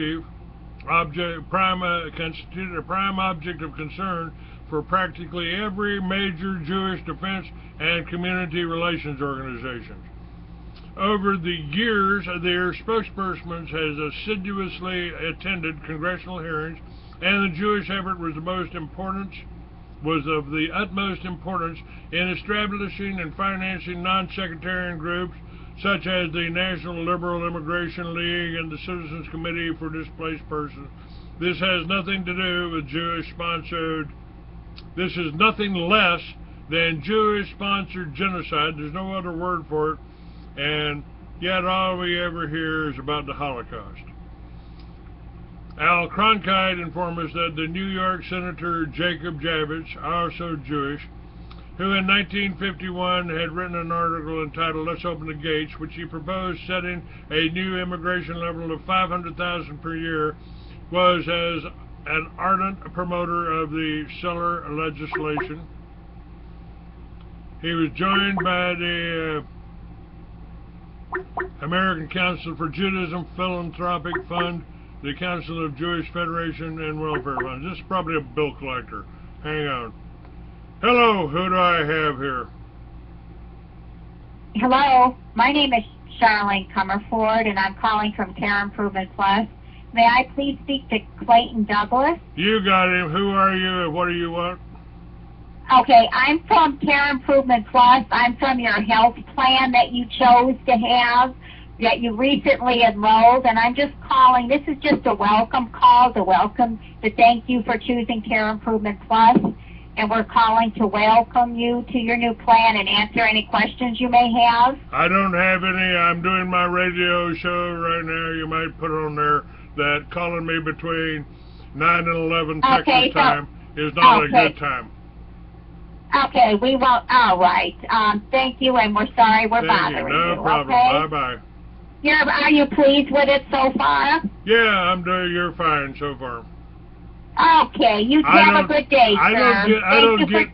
I don't get sick very often, so. Oh, well, let's hope. Yeah, that's good. You're in good shape then. Yes, ma'am. Thank you very much. Bye-bye. Oh. All right. So, open borders. Here's what we got. Open borders are as Jewish as matzo balls, overbearing whiny mothers, chicken soup, and Fran Drescher's portrayal of a Jewish American princess. But if you listen to today's Judaized news conservatives, you'll never know it. Furthermore, not only have the Jews been the primary movers behind liberal immigration policies and legislation, they have actually lent money and legal aid to these criminals who have unlawfully broken into America and who are now sponge off our social services, healthcare, and educational system, and now use our safety net as a permanent hammock for their indolent families. Why do they do all these terrible things to us? One reason is hatred and jealousy of the countries we have created. Another reason is simply demographic. Jewish supremacists thrive more successfully in a country where a strong majority that is well organized for its own interest, as whites used to be before the Jewish Trojan Hebrew horse rode into town. We must never forget that their own religious books encourage and foster the kinds of widespread deception they try to coax our people into believing. The Talmud, the most hateful collection of writings ever compiled, surpassing even the Old Testament in racially genocidal madness and lunacy, instructs the Jewish people in many miscellaneous ways to cheat, rob, kill, and ravage their Gentile neighbors. Pushing illegal immigration and displacement is only one of many creative schemes to accomplish such an end. In this sense, we are very similar to the Palestinian populations they are liquidating in Israel, all with American money and with the blessings and Godspeed good wishes of nearly every televangelist now soiling the Zionist-occupied airwaves. Also notice that the 1964 Civil Rights Act and the 1965 Immigration Nationality Act were both passed in the span of 1 year. This is not a coincidence, for they were both hyped and pushed by the Jewish media and Jewish political groups, too numerous to count. Both were detrimental to the white majority, which the Jewish elite despise so intensely. Number two is the civil rights movement. The civil rights struggles and victories of the 50s and 60s were Jewish-led and Jewish-financed. These aren't run-of-the-mill Jews who created the NAACP and helped put together the Southern Christian Leadership Conference. These were hardcore, true-blue, communist and Marxist Jews running these outfits under the false pretenses of racial justice and social justice for all. The Jewish efforts towards black civil rights literally took a battering ram to the rights and freedoms of European Americans. This was intentional, and it was done not to benefit black Americans, but to further empower ethnocentric Jews who wanted to decrease the power of the white majority by the careful manipulating of the ever-credulous black proletariat. Even Martin Luther King Jr., plagiarizer, womanizer, and charlatan preacher, was surrounded by radical Jewish handlers. Chief among them, Stanley Levinson, a Jewish communist. David Duke reminds us. The NAACP's first president was Arthur Springarn, and only Jews served as NAACP presidents from its founding until the 1970s. Noel Springarn succeeded his brother Arthur, and following him, Kiwi Kaplan reigned over the organization. The Jewish leadership of the NAACP was little known by the public at large. When I came of age, the only name I associated with the NAACP was Roy Wilkins, who was its black national secretary, because he was so much in the public and press eye. Like most Americans, I thought Wilkins was the NAACP leader, but Kaplan was the actual NAACP president at the time. Benjamin Hooks became the first black president finally in the 70s. Once a black finally made it to the presidency of the organization, no longer did the public hear much about the NAACP national secretary. From that time on, public spokesman was the NAACP president. Now just remember one thing. The civil rights movement was not about helping Afro-Americans. In many ways, it's actually harmed their communities. It was about displacing white people and replacing Gentile hegemony with a Jewish financial oligarch run by central banking and consolidated media. Unfortunately, we may never recover from this dramatic shift in the balance of power. Now, thanks to our Jewish masters, black crime rages often unpunished and dishonestly downplayed by the Jews media. White women are raped by the hundreds of thousands, and rich Jews sit back in their elite, gated communities, unscathed and laughing at the chaos they have manufactured. 3 is multiculturalism, diversity, and white self-hatred. This racket has kosher written all over its slimy underbelly. In fact, the whole concept of multiculturalism, the kind offered up by steady dietary staple on a majority of college campuses, was created by Jews. In fact, as a political dissident author Curtis Maynard explains, a Jewish woman actually wrote the whole primer to encourage the spread this alien ideology. Maynard notes, you'll hear many people exclaim today that Jews were the initiators of this defensive, divisive agenda. And then you'll immediately hear all these people referred to as anti-Semites for daring to suggest such a ridiculous hypothesis. However, Kessler pointed out in 1991 that Racism or Sexism, an integrated study, a treatise by the Jewish Paula Rothenberg, was described in Newsweek as the primer for multiculturalists. It's easy for time to wear away the foundation of uncomfortable facts. Nowhere has the modern American religion of multiculturalism been sprouted and espoused more loudly than our Jewish-owned anti-white media, where the white guilt is a 60% black crime rate is covered up, and every culture except European and European-American culture is celebrated. We white people are literally taught by the media to hate ourselves, our culture, our past, our founders in our nation, and your warriors today, which was, in our nation, was founded on genocide by whites of the supposedly peace-loving Native Americans with a superior culture. White Christianity is supposedly racist and ethnocentrist, while the pantheist and Eastern ideas of religions are peaceful and only stress coexistence with a nature and one's fellow man. The Jews love this kind of propagandist pap. Diversity quotas are unofficially observed, and presidents like Bill Clinton speak reverently about having an administration that looks like America, which is very strange considering his administration was 60% Jewish, which goes a long way towards explaining the fact it was one of the most criminally inclined regimes in modern American history. Our colleges, our elite universities, and major corporations now actively recruit minorities, always at the expense of better qualified white applicants. Yet, for the most part, law schools, medical schools, and other arenas of a Jewish fiefdom have been left untouched by these quotas, for the simple fact that bringing a slew of minorities in these places would upset the apple cart of Jewish monopoly in these fields. That's what's good for the Goys is bad for the Jews.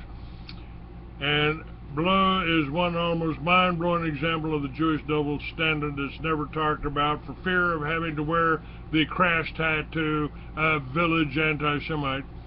Chutzpah is not a strong enough term to begin to encompass what black Jewry is pulling. John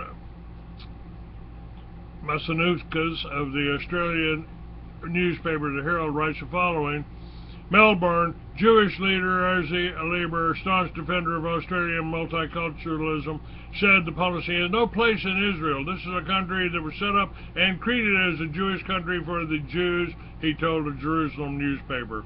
Mr. Lieber had previously said that multiculturalism in Australia was something that we're all proud of being part and parcel of. The founder of Jet Set Travel moved to Israel 2 years ago as chairman of the World Jewish Congress. He recently published an essay arguing that Zionism, or Jewish nationalism, was under threat in Israel by post-Zionists. A post-Zionist is someone who actually looks positively toward the end of the Jewish people in ethnocentric terms as a national group, and no longer sees the Jewish people as one united people, he told the Jerusalem Post. Mr. Lieber said post-Zionists were pushing a universalist agenda in schools aimed at eliminating the Jewish nationalism and creating a multicultural state. But Lieber, 65, has the opposite view of multiculturalism in Australia. During the Pauline Hanson debate in 1993, he warned that multiculturalism was under threat by extremists. There's a need to sit together and establish a way in which Australians can recapture that spirit of multiculturalism, which I think we're all proud of being part and parcel under, and which is really under threat. Does anything even need to be said about this Australian article other than a repetition of a bit but telling Yiddish axiom? Let me repeat it then. Monoculturalism for me, multiculturalism for thee. As Curtis Maynard is fond of repeating, wake up, America. You're being taken for a ride. The horrifying reality is that someone who's a card-carrying ADL, JDL, or AJC member, or a Jew who is a lifelong groupie for the Shabbat Lubavitch is probably the one doing the reckless driving. And then number 4 is the unrestricted abortion. Abortion is a modern and grisly Jewish death trade. Jews run 50% of the abortionaries in America, although only compromising 2% of the population, and they make up the leadership of nearly every pro-abortion activist group. If there is a blood libel against the Jews, then it is deserved. It's this one. I won't speculate about their guilt or innocence in the many past centuries, which are clouded by speculation and mystery of the charges of ritual murder, but of Christian children which have been lodged against them. But abortion is the one issue the Jews push with all the relish of a well-dressed Jehovah's Witness, door-to-door proselytizer. God bless you all. Have a great weekend. Make a donation, folks.